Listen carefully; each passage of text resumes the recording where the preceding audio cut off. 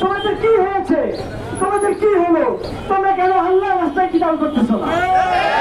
আমরা দেখি নামমাত্র জাতিসংঘ, বিশ্বমহল, আমেরিকা তারা যুদ্ধ বন্ধের কথা বলে, কিন্তু রাতের আধারে আমাদের ভাইদের উপর বোমাবর্ষণ করা হয়, গুলিবর্ষণ করা হয়, অথচ তারা নীরব থাকে।